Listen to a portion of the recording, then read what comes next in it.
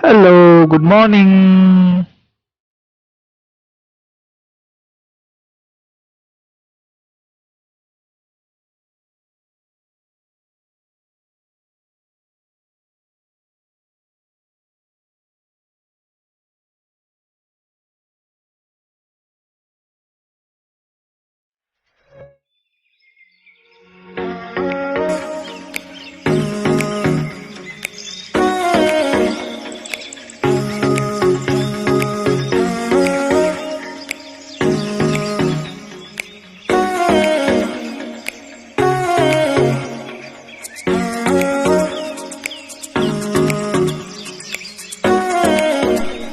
What's up guys, welcome back to my channel Nihir Boro vlogs. Wow, ang namanya monaयाव न' हाबनाया late जादों, ओंखायनो उन्दुनायाबो late जादों। ओमफ्राय आं उन्दुनानै मैया मोनायाव ओंखामखौनो जानो बावदों, राइट।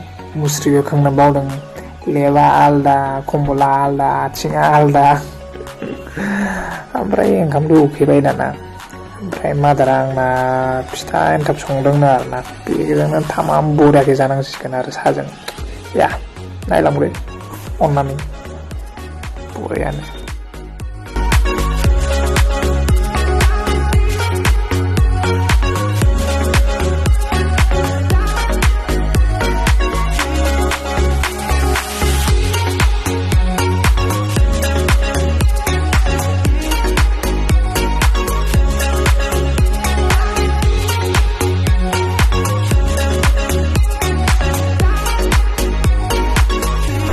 बसमोन खोथाया ओरैबायदि जाहैबाय, आं मैया उन्दुनायनि सिगां आंनि मबाइलखौ नायगासिनोमोन आरोना, स्क्रल खालामगासिनो। ओमफ्राय आंना भिडिअ'सआना ओरैनो केमेराफोरजों खेबलाबायनाया 317नि बारा जानानै दं आरोना। आङो डिलिट खालामनो सानदों मोनफा मोननै नाङोबा। ओमफ्राय आं मा नुखो, आङो एग्जामा आंना नभेम्बर नङा अक्ट'बराव जोबदोंमोन नालाय, अक्ट'बराव आं एलाबा बेरायनो थांदोंमोन आरोना लोगोफोरजों, एलाबा ब्लग बानायदोंमोन आङो। ओमफ्राय इडिट खालामनो बावदों आङो। ओमफ्राय आं सानबाय आरोना, इदि मा दानस्लायस्लाय आरोना, ओरैनो स्पेसबोथ' जायो नालाय बिराद बुरजा भिडिअ। ओंखायनो आङो इडिट खालामनो सानदों आरोना, स' नायलांबानो जाबाय नोंथांमोना अननानै। मा होनो बसमोन? What's up guys, welcome back to my channel Nihir Boro vlog. जोङो दा आनएक्सप्लोर जायगायाव दङ, मोनसे मा नाममोन? मावरिया हाजोआव दङ, चिरां डिस्ट्रिक्टनि आन्दाराव दं बेयो, आमतेका कोइला मोइला आरोना। नायदो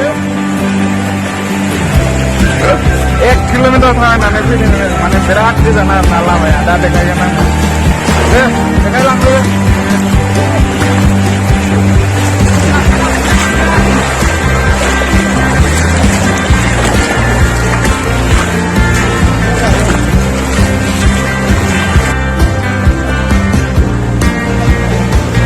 जाबाय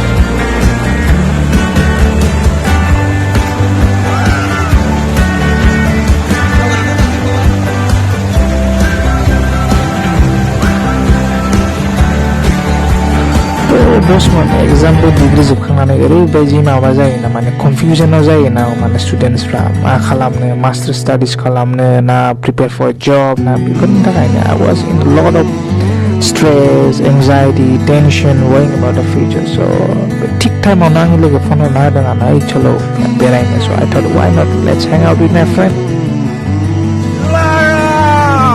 Yeah, देखो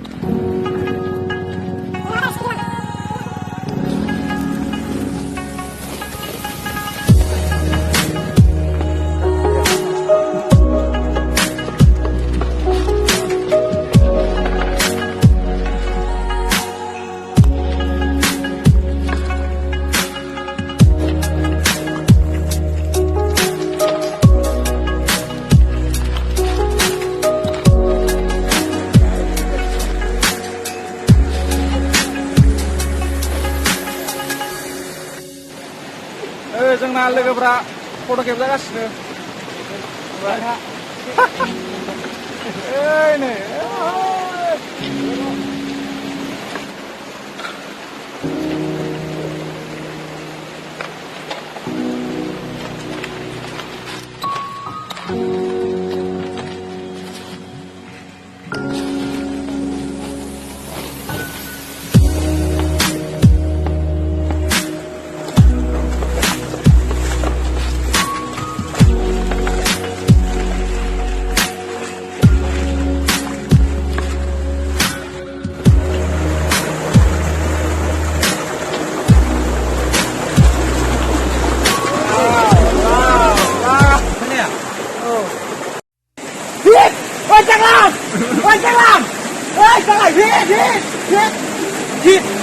hit bebaidi hit jaga gaya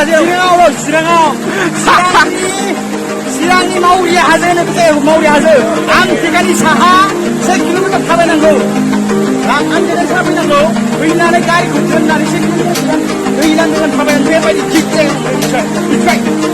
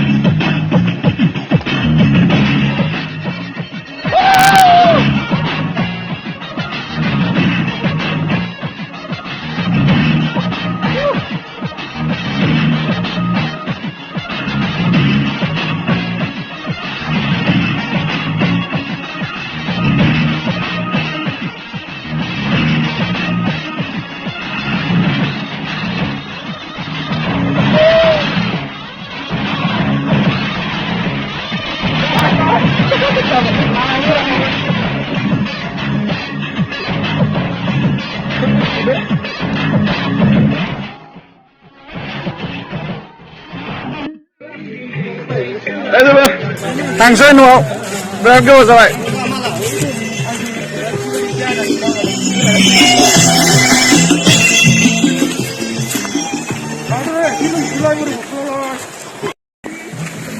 Bosman biराद गोजान थाबायबोखानांगौ आरोना जोंहाबो माने बिराद गोजान थाबायबोदों आरोना जोङो माने बाइकफोरखौ दोननानै दै गोजा थांफिनसै दा 4टा जाबाय नालाय नङाबा दा मोनाबा दिगदार जागोन आरो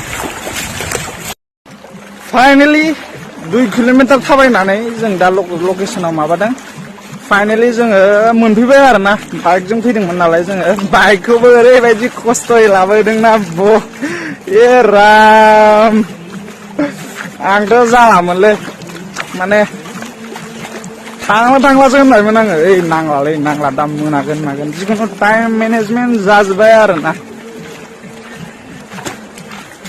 टेनसन फ्रि जाबाय आरो एसे लोगोफोरजों थाबा अबियसलि टेनसन खारजोबो नालाय बावजोबो दुनियाखौनो स' दैया नैबे हाजोनिफ्राय ओरै बोहैबोयो आरोना नै जोंना लोगोफोरा खावसे दं नै दैयाथ' बिराद साफा दैयालाय लोंजाबावसो आंथ' थिखोना लोंबाय खिन्थु नै ओरैजाय खावसे दं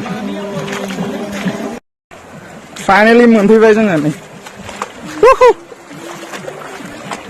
बाइकजों स्कुटिजों फैदों दा थांनायावसो आरो खस्थ'आ सेस जालांखासिगोन जोङो ओमफ्राय आसला मोसाबावगासिनो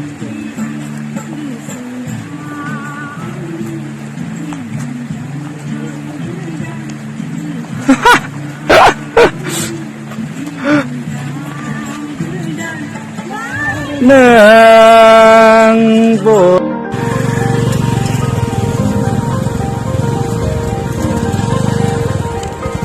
udah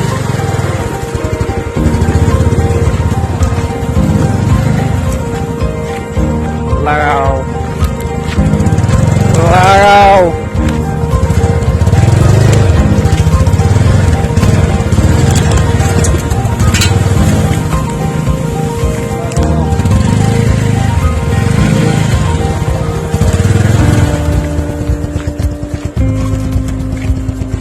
So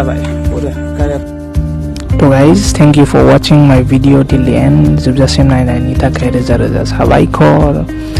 So, and I thank to all my friends also who have been with me making such a wonderful memories, right? So that when I get old, sometimes I can see in YouTube. When I mozang menggenar yes, Beraihwidwng, Lwgwpwrjwng, life very stressful, right? This will bring back a smile in my face, right? So yeah, guys, Merry Christmas and Happy New Year. Thank you, bye bye, inshallah, peace, enjoy.